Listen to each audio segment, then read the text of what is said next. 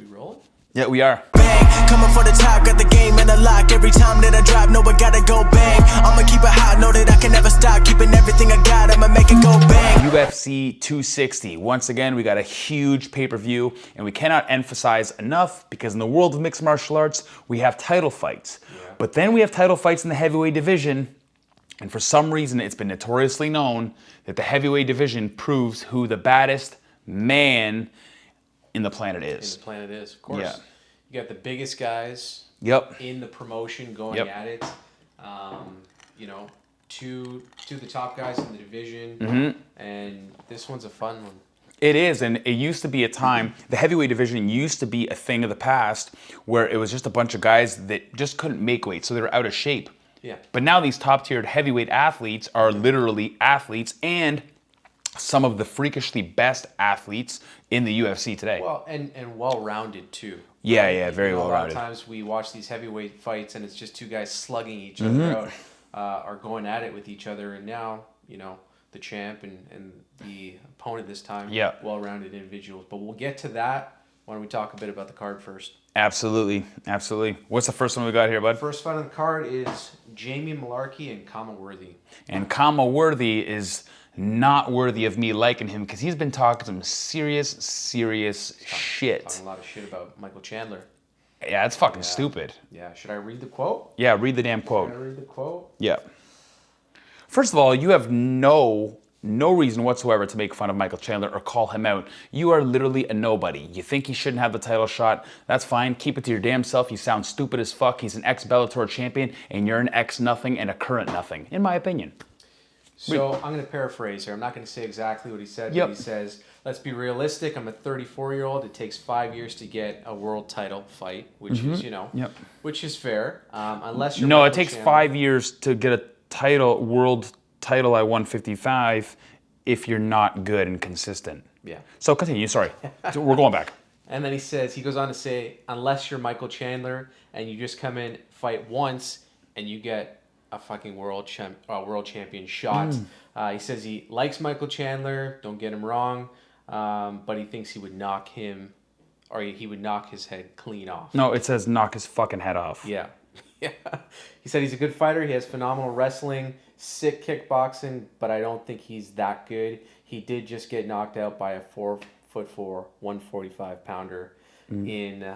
Patricio Freire, who is the champ in Bellator. Yeah. And then he also forgot to say that Michael Chandler was a world-renowned champion at Bellator for a long time, and he came in and he fought one of the top contenders in the division, and the rule was that if they fought, they would move on to the finals, which he would have made it to the finals, but of course Dustin Poirier and Conor McGregor said, no, we want to make money, so let's have a free, fun trilogy fight, which means nothing but pays us lots of money, which screws up the whole division. He forgot that. Oh, he forgot a lot about that. Yeah, and I don't think he's focused for this fight.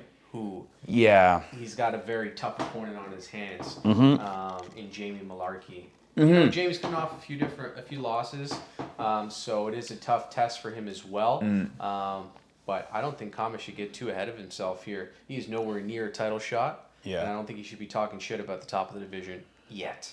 Yeah, and so Malarkey's coming off of 2 losses, but one of the losses I believe was against Brad Riddle. Now Brad Riddle, that's fine. He's still, I don't even want to say new. I think he's got like 10 MMA fights or something like along those lines anyway. I'm not too sure. But the one thing about Brad Riddle is he does have over 70 professional kickboxing fights. Now that is full contact, knock your fucking ass out type of mixed martial arts. So that is still experience in the game. Don't worry, the house is just blowing up. It's not a big deal. That is still experience. So he kind of got fed to the wolves on that one when he came up because it was a huge mismatch. Jamie Malarkey, not a stand-up fighter. Predominantly, he's a ground fighter. He went in against a pit bull in Brad Riddle and was able to take him into decision. Yep. His last fight, I don't think he should have really lost against, what was his name, Faram?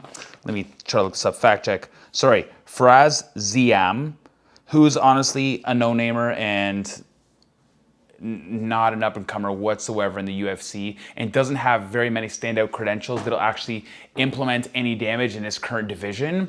But I think being fed to the wolves right away, it could kind of do something to your career. A mismatch, right? It happens all the time in martial arts, boxing or anything. You get mismatched And then it does something. It does something to your spirit. It does something to your ambition, to your pride. It puts a bit of a chink in the armor that wasn't there before.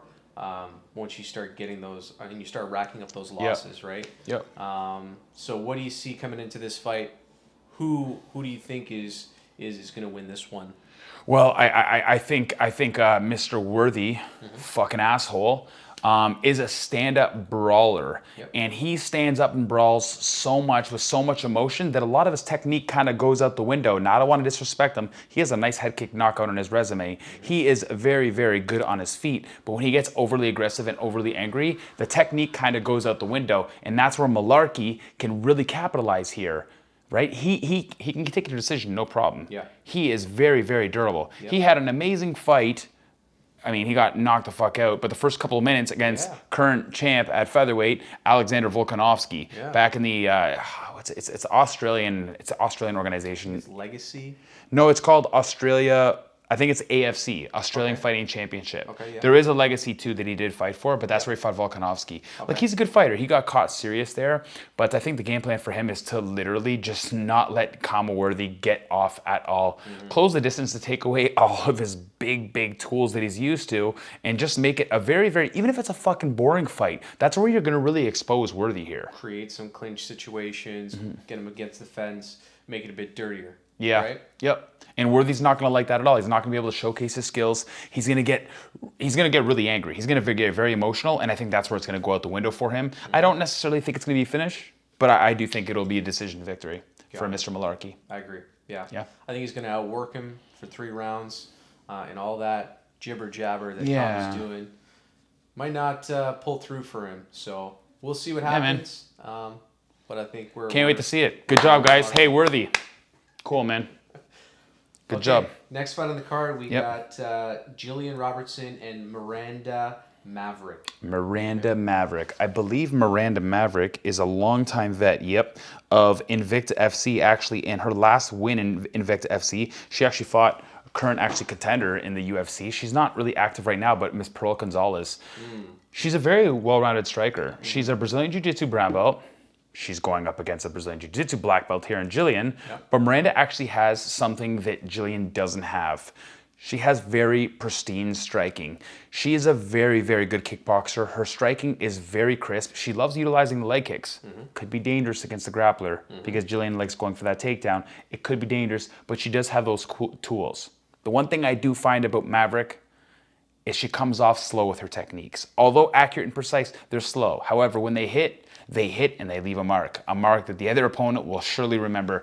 It's just, is she going to be too slow for a grappler? So a little bit more power, but the speed is maybe not there. It's definitely not there. She's definitely slow with her techniques. That's one thing you watch her fights in Invicta too, and you're kind of surprised as to why she's not getting blocked more, but it's because her striking is so crisp and non-telegraphed that sometimes it's hard to see those attacks coming. But now she's in the UFC. She's against the big gals. Yeah. Jillian is an amazing Brazilian Jiu-Jitsu black belt practitioner. She will catch that leg, I truly believe, 8 times out of 10 minimum, and that is going to be a huge problem. Sure, Maverick is good off of her back, but off of her back is not something she has a lot of experience in the octagon or in the Invicta cage. It's something she stands away from. Yeah. I got to go with my girl Jillian here, the Canadian. Yeah, no, okay. Yeah, it's true. I think she could be like a next superstar for sure in the UFC if we're going to have another female superstar. Not to challenge Amanda Nunes at all, but I think it is. Yeah. Another up-and-comer. I mean, I think she can make some waves in the division. Yep. Because she is aggressive with her wrestling and her jiu-jitsu, and her top position is fantastic. She likes working the ground and pound. So if she can get to that comfortable position in half guard, the wrestlers love it. If she can get into half guard and just rain elbows on the Maverick, I think it'll be night-night. And you know what? Something that's probably maybe a little bit more underutilized in women's MMA is ground and pound and you know, the whole ground game in general. We're a little bit more accustomed to seeing a stand-up fight. So if Jillian can get it there, and if that's what she's great at, then I think she should go straight to it. Yeah. I think Jillian's going to take this one. And I think it actually could be a nice submission. I think the first round will be pretty even, but I think with all the wrestling and the clinch work, it'll really fatigue Miranda out, and I think she'll be susceptible to a probably a submission in late second round or early third round, but I don't think it's necessarily going to be finished. I think it'll be a sub. Slight reach advantage and leg reach advantage to Miranda here. Yep. So we'll see how this one goes. That's also perfect. If you have long legs going up against a grappler, like it's just, it is. Yeah. That's why I think it's dangerous. Yeah. It's one of those formulas. If you're good at leg kicks, you're always going to hesitate on those leg kicks when you're going up against an amazing wrestler, amazing grappler, whatever. Mm-hmm. You're susceptible to being getting caught. Of course. So, your final bet, Jillian. I got Jillian. Jillian too. By decision. You got decision? Decision. I got sub. Yeah. Oh, you think sub? Okay. Well, and if I go with probability too, I think she'll win by getting an eye poke or a grounded knee to the head. If the near pass has shown anything about fights, that's what's gonna happen. That's the way things have gone for the past like 3 cards, right? Yeah. Should we start betting on grounded knees and eye pokes? Because we'd fucking be killing. Hey man, whoever's out there betting on eye pokes right now is probably making some cheddar cheese. So. Good on you guys. Who's getting their eye poked this weekend? Let's stay tuned and find out. Well, hopefully the next fight we don't see an eye poke because I'd love to see this kid back in there. We have Sugar Sean O'Malley coming back in to fight the vet Thomas Almeida. Yep.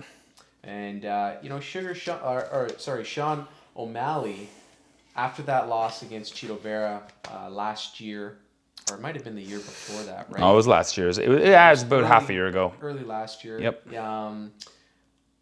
We've watched the social media game. We've watched everything going on Instagram. He also has a YouTube channel. We don't know, or I don't know, if he's joking half the time or if he actually just doesn't believe that he lost. I think it's a bit more of a game and a bit more of a troll, and I hope that his mindset is there coming into this fight because this kid is fun to watch. Yeah. I feel bad for him because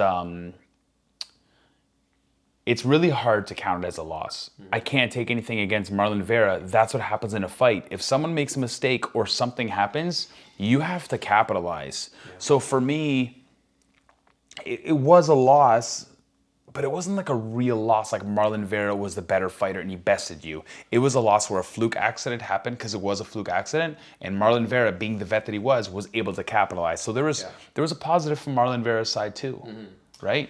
Well, he caught him with a great technique, right? Yeah. Caught him with the calf kick, which O'Malley did not see coming. And obviously that led to the misstep in Sean's footwork, which ultimately took him down to the ground and finished the fight. So you can't go against Chito there. He did the right thing. No, definitely. And obviously the big lead up to that fight, them having a big beef. I don't know what's happening in O'Malley's head, but I'm for sure thinking he comes back in good shape and good form here for this next fight. And if he beats Thomas Almeida, I would love to see that rematch with Vera. Yeah. And I think it actually only makes sense. In the storyboard, in my opinion, could probably headline a fight night.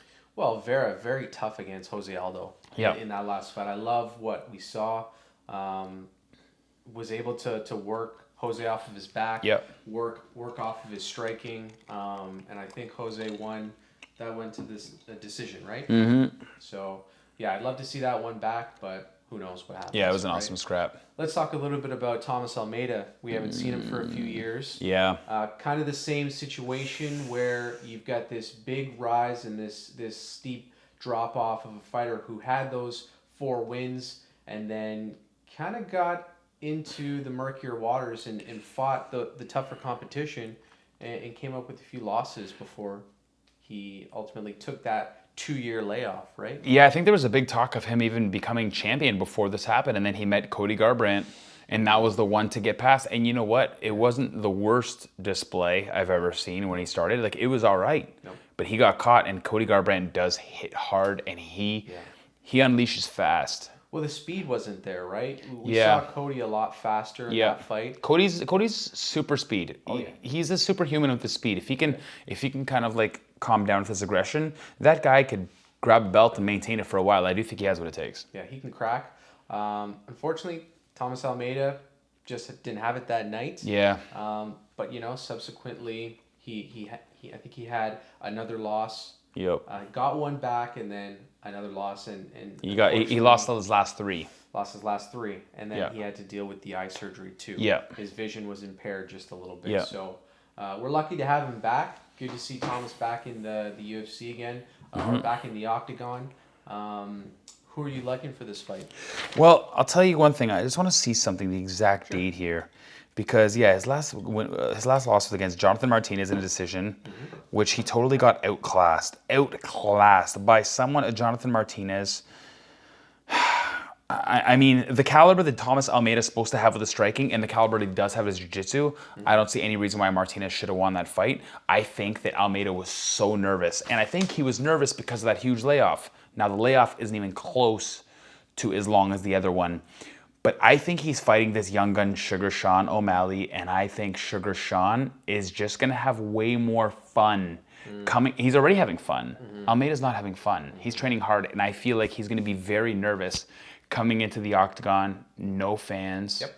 It's going to be very, very difficult for Thomas Almeida, and I think Thomas Almeida is really going to just fall to the pressure of not only Sugar Sean O'Malley, because I think he's going to bring the heat, but also of, okay, well, if you lose one more, you're out of the UFC, because there's no way you're losing 4 fights in a row. You're an inactive fighter, and you still get to be on the roster. It's not happening. And I think he is that type.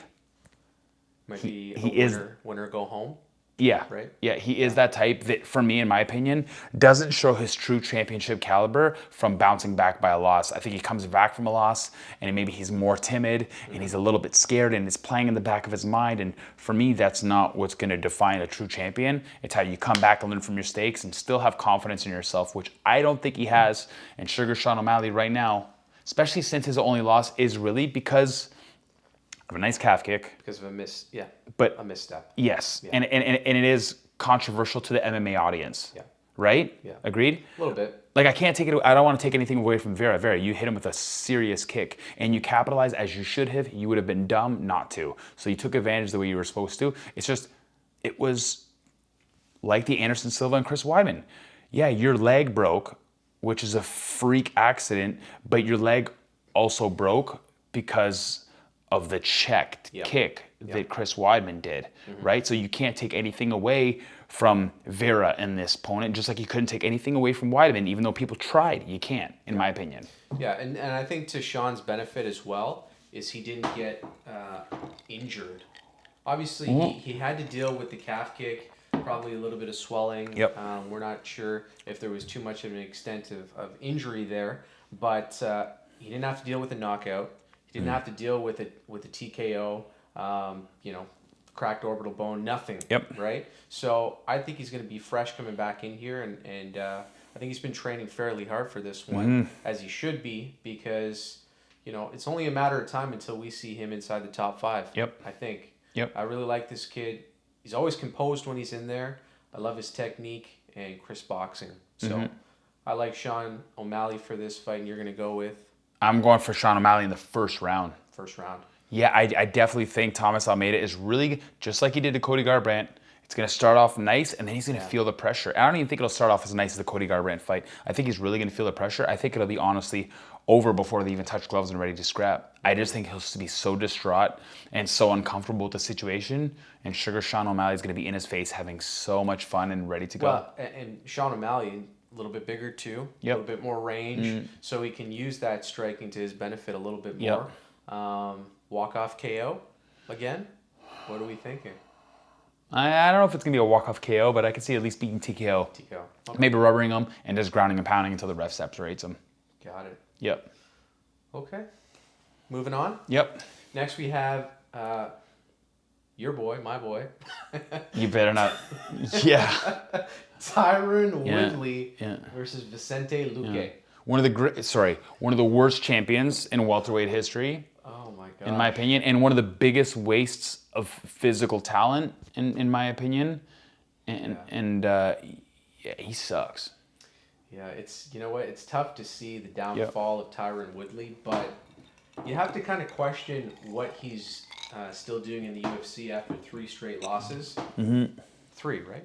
3 straight. Yeah, lost the belt. Yeah. And lost 2 fights after that. So you have to kind of question the mentality and where he's at right now, and if he's ready for this test. He's not. He's not, because in all of those fights, he didn't even come close to remotely winning 1 round. No. It was embarrassing. And the fight with Colby Covington, there was such a storyboard there. And for me, you ruined the storyboard. Yep. It was just a one-sided, and then you cried, my ribs. Bitch, you have 375 pounds of muscle over your... Like, calm down, man. You are an ex-champion. I get it. You're in pain, but you didn't even put on a show, and all you can do is whine, and I just can't stand the guy. I'm sick and tired of him, and to be honest, I don't think the downfall started with these last 3 losses. I think it started right after he knocked out Robbie Lawler. Everyone was excited about it. He came to the UFC, knocked out Josh Koscheck, then he went to fight for the belt, and he knocked the hell out of Robbie Lawler. Then he fought Stephen Thompson. Not in these orders, of course. He fought Stephen Thompson right after, though, twice. And they were awful. Like, he showed... And his excuse was, come and get it. You want the belt, come and get it. Yep. And he should, but to his defense, Wonder Boy, very tough opponent to face and get ready for. And he did do quite a bit of damage in those first few rounds. Knocked Wonder Boy down. But to my knowledge, the only finish we've seen is Darren Till. Right? Yep. Caught him in that nice Darce choke, but ever since then, we've seen a bit of a fading act from Tyron Woodley. And coming into this one, if he loses this one, I think it's curtains. Yeah, when he loses, for sure, he's gone. Yeah. Vicente Luque, tough fight against Wonder Boy last time. Yep. How is he looking? What do you think we're going to see out of Vicente Luque this time? Well, he's either going to bring the dog out of Tyron Woodley or... I don't know. This fight could play out a lot of different ways because stand-up fighting, I think Tyron Woodley lost complete faith in his stand-up abilities. I just think he lost. I don't know. Because he's lost so much faith in all of his abilities. He can't do anything. He's supposed to be this world-class wrestler. My man. Where is it? Holy shit. Yeah. Kamaru Usman is a different specimen, okay? But even against Gilbert Burns. Wow, and Colby Covington, like you didn't even remotely stuff a takedown. You didn't even remotely attempt a takedown. Yeah. Like for me, and this is gonna sound rude, but it disgusts me how hard he's not trying. Yeah. Because I think he has the ability. He just like, why are you in there? You don't love it. You think he's just there for a paycheck? 100%. Yeah. Because he's trying to be a thug to a rapper and you realize that he fucking blows. Yeah. P.S. If you want to hear real hip hop, it's Jesse Leonardo. Check on my page. This shit's dropping. Shit's spitting fire. Name drop. What's up? Check him out, guys. Check him out. But yeah, I don't know what it is. But you can visually see that he doesn't love the sport he's doing. Well, his last few fights, back against the cage, circling against the cage. No forward momentum. He's last to the punch. He's always, very tentative, not throwing his hands. We don't see those big leg kicks that we used to see out of him. Yep. With those big monstrous legs, we don't see any grappling out of him. He's not the first one to shoot on you. So all he really looks to do these days is for that big right hand, and that's it. He's just looking for it the whole time. I just feel like he's looking how to figure out how to lose with the least damage. Exactly. Or to win. I hate him. I hate him so much now. Is it because he's a rapper as well? Maybe you should make a diss track. Why? Like he sucks. Nobody even cares about Tyron Woodley. I don't know. Yeah, no. That'd be funny. You can't. Yeah. We're gonna call it how many rounds has he lost in a row? He's lost 5, and then his Gilbert Burns. Was it a 5-rounder or a 3-rounder? That was a 5-rounder because it was the main event. So 10, and then when did he lose to Colby? Was it in the 3rd round? That was second round. 4th round, maybe 3rd or 4th round. Yeah. Where he started screaming, "Oh, my rib!" Yeah, my rib. Or maybe he said he wanted ribs. And then Colby punched him. Yeah. Colby, I hate you, but good on you, dog. Yeah. Yeah, I know. Vicente Luque is coming off of 2 sick fights. Sick knockout fights. Once against Nico Price, who's a fucking animal. And in my opinion, his style could crush Tyron Woodley too. Yeah. Yeah, I think if Tyron Woodley wins this fight, it'll be one of the most boring fights ever because he'll lay on him with his power and keep him down and just keep that base there. Just keep on like side mount or half guard or something. I think it'll be extremely boring if he wins. Yeah. I mean, he could surprise me and knock the fuck out of him, but I doubt it. Vicente Luque's going to push the pressure, and I think Tyron Woodley's either going to realize real quick, I have to retire or I'm getting booted after this, or I'm just going to do whatever I can to get the win, and this is going to be boring as fuck, but whatever. Everybody knows me as boring anyway. Let's get the W. Yeah, or maybe people have just figured out the Duke Roufus camp, right? Because you've seen Anthony Pettis Yep. Go over to yeah, but you can't knock him. I mean, nobody figured him out. He's pretty sick. He's pretty sick. He's pretty slick. But, Tyron's kind of following that direction a bit. You don't think Following the direction of Anthony Pettis? I don't think you can compare them. Pettis had quite a few losses before he left the UFC. Right. He was that 50-50 fighter, right? Yeah, but they were always, they were 50-50. That's right. Okay, let's look at that. Let's assume that he's lost the last 5 in a row, which he didn't. He's a 50-50 fighter. Name me one fight that he's been in, though, that he didn't do a good job, that he didn't fight. Yeah, that wasn't difference. A war, right? Yeah. Like the Tony Ferguson fight, he came out there. Savage. Broke his hand, unfortunately. Yeah. But yeah. But that's what I'm saying, though. Like, he's actually a killer, and he's a kill or be killed type of guy. Tyron Woodley's like, don't touch me or let me win by accident type of guy. Mm-hmm. Not exactly in those words, but... Yeah, I think it's just a totally different mentality, fighter to fighter. Yeah. Hopefully it's not the camp because we love Duke Roufus. We Yep. love what they're doing. Good luck, Ben Askren, in your upcoming fight. Yeah. No, they're a good camp when they took on like CM Punk and stuff. They're sick. Yeah. No, I love. And we saw how good CM Punk was, so that's great. Combat Master Punk, right? Yeah, and Ben Askren, he's one of the best boxers in his house and stuff, I think. Okay, man, who you got here? Obviously, I can tell. But obviously, I'm a boy, Tyron Woodley for life. But what round do you have Luke winning this? I don't even know if he's gonna win. I think if he's gonna win, it'll be amazing. But I think if he loses, it's gonna be boring. Mm-hmm. And Tyron Woodley can easily, in my opinion, out-wrestle him. For sure. Out-wrestle him. But I think Vicente is gonna put the pressure on. But does Tyron use his wrestling? Like, when was the last time we've seen him be offensive? Well, he didn't have a chance because he's fighting. Yeah, I don't even know. This fight's actually hard for me. It's a tough one to call. It is, but I'm actually gonna go for Vicente Luque in the first round knockout. Mm-hmm. Yeah, close the distance right away, put the pressure on him, and he's gonna go for a shoot. Tyron Woodley's gonna get paranoid, go for a shoot, try to take it down, and wear an uppercut or like a knee or something, and just go night. Yeah. I don't. Yeah, this one's hard. If I took my emotion out of this one, and I'm looking at who should win this fight. In the back of my head, I'm like, Tyron Woodley should win this fight because with 3 big losses, you need to come into a win in order to stay in the organization and to hold your name in the promotion. I think I got to go Tyron here.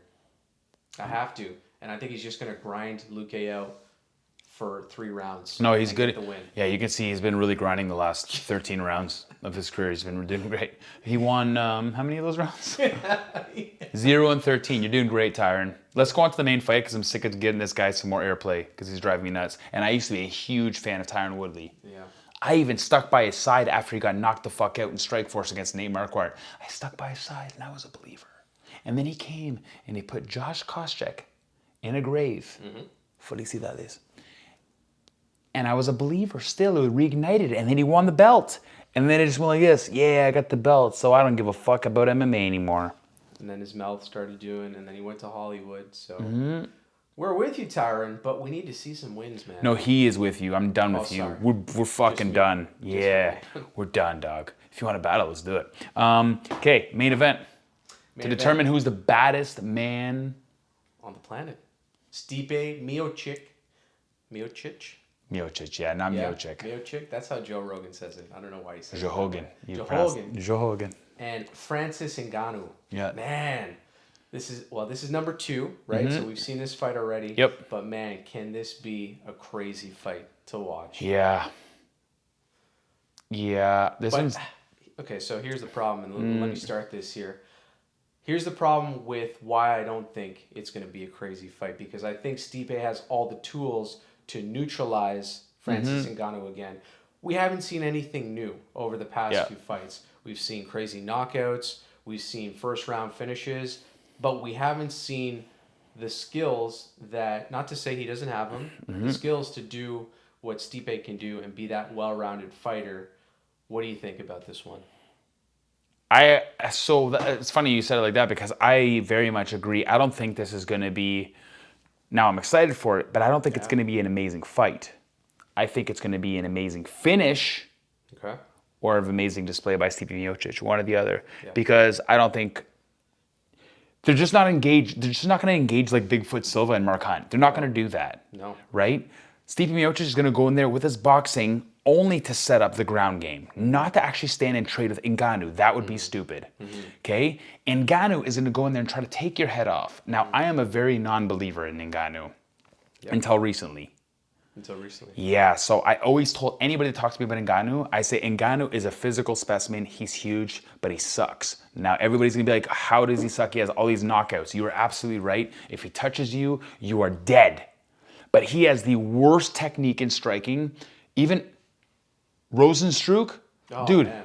He threw, first of all, there's like a meme out there with his elbows literally straight, and he just swings like this. And if it hits you, you die. Like, you can't avoid it, and it's fast. Yeah, now, while it landed, poor technique. Poor. To a guy like Stipe, who has great head movement. Yeah. Who has the same, the height. Rosenstruck, obviously a little bit smaller than Francis. I don't know how that's going to play out against Stipe, especially when you know that is Francis's game plan coming into this, to knock him out. Maybe he switched it up since he's working with Extreme Couture and Nick down there. So maybe we're going to see something different, but over the past few fights that we've seen Francis, I haven't seen anything different. I've seen the same guy that rose to the top, got a little lazy. Yep. He's definitely got a different mindset now, but we don't know about the skill set. Yeah. And it's hard. We're probably going to get a lot of hate from like this comment if people are watching this, and I hope you are. And I don't care. Give me the hate. I don't give a fuck. But so take the big power away. Let's drop him 50 pounds, and let's drop his opponents 50 pounds. Is Francis Ngannou a good fighter? In my opinion, the answer is absolutely not. He's just huge, and I'm sure he works on his power. He's physically fit, so I'm sure he trains all the time. But his striking is abysmal. His camp is shit. Yes, he moved camps finally, and that's why I'm slowly shifting into becoming a believer. I don't think the techniques will necessarily exactly reflect in the Stipe fight, but I think after that, they'll start to make an impact.